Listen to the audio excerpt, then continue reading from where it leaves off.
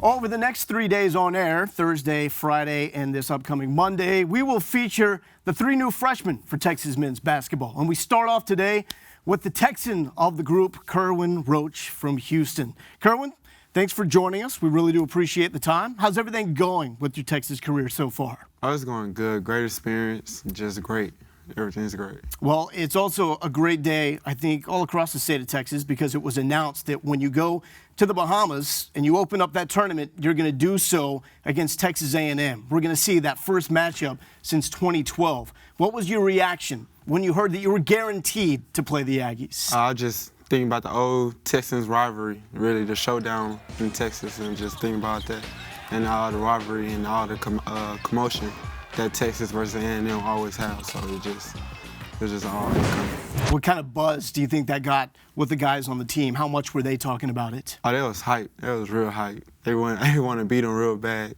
And like on our team, we got Shaq, and on A&M they got Tavares, both from Bahamas, and we playing in Bahamas. So it's just like a perfect match, I guess. So it all comes together. Yeah. You're now here in Austin, just wrapping up summer workouts, number one for you in your Texas career.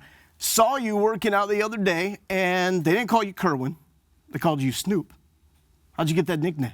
It's so many stories. I hear this every day. All my teammates ask me. There's so many stories I couldn't even tell you, but two of them is that me and my dad, like I was so close to my dad growing up that he was like Charlie Brown, I was like Snoopy.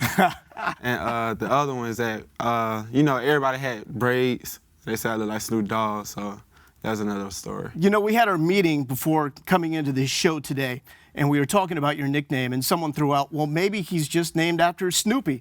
And we all laughed like, there's no way that's possible. And it turns out maybe that's possible. So that happened before you arrived here at the University of Texas. What was your initial reaction to your arrival and once you started working out with this program? I was just real excited, real confident coming in. I just wanted to work out with the guys, wanted to see what it felt like and how my game compared to theirs. And it hasn't been more like physically, but more mentally. Like body language and all that, just working on that, being aware of it, and just working on your mental part of the game, really. It's like a whole nother step in high school. So how do you think you stack up against the guys that have been here and been around? I'm doing pretty good, Who's your best matchup? Who do you like to go up against during practice? I like going against Isaiah Taylor, obviously, and DeMarcus Holland. Those are the best people to go against. Yeah, that's a tough defensive matchup when he's on you, DeMarcus Hall, and he gets after it.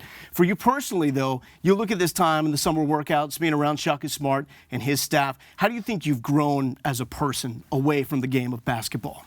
I just grew mature. I got more mature, way more mature. High school, I was like more of it's all about me. Now it's all about the team. Like, I really understand that concept now. They really brought that aware to my attention. That it's not about me. It's bigger than me. It's the whole team. And it seems like this team does a great job communicating. You guys are always talking, whether it's a huddle before the start of practice or during a break during practice.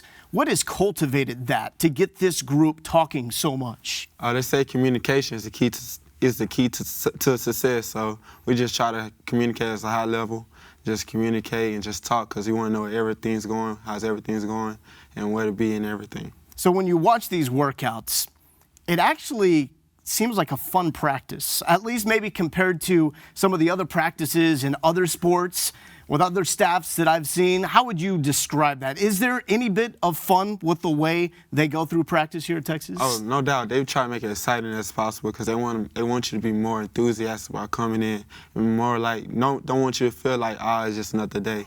They want you to feel like, I'm looking forward to it and want you to go attack it. So that's what they try to do. So what makes Shaka Smart so unique as a coach and a person? I say more his personality. He's like the most enthusiastic person I've ever been around. He come in 6 o'clock in the morning, let's go, like just hollering. I never seen a person of his caliber be that enthusiastic. And then you have Coach Roos. Oh yeah, Coach Roos. Yeah, what's the dynamic like between going with Coach Smart, who's got the energy and he's uplifting, and then you got the strength and conditioning workouts with him? What's that like? They're both enthusiastic, but it's just different enthusiastic. Coach Roos is mad enthusiastic. Like, he wants it done, like, now. So there's a big difference. What's the craziest thing that he's had you do in the strength and conditioning workouts? I remember first Friday workout, well, maybe the second, it was raining outside. We had to run outside in the rain while carrying this Viper. It's like 15 pounds around the Frank Erwin Center. We just run around there for a mile.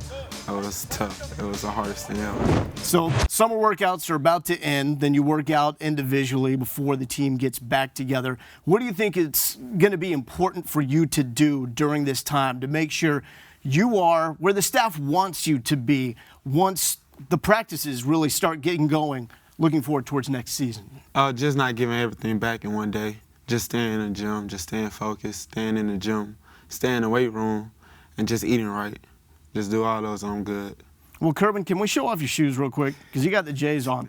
This will put everything in perspective here. We were talking off air about when those originally came out in maybe 1997, we thought, and at that point you would have been how old? 1. Feel like an old man, thanks to this man right here. Kerwin Roach. Right. Thanks for stopping by, Kerwin. Nice being here. Appreciate it. All right.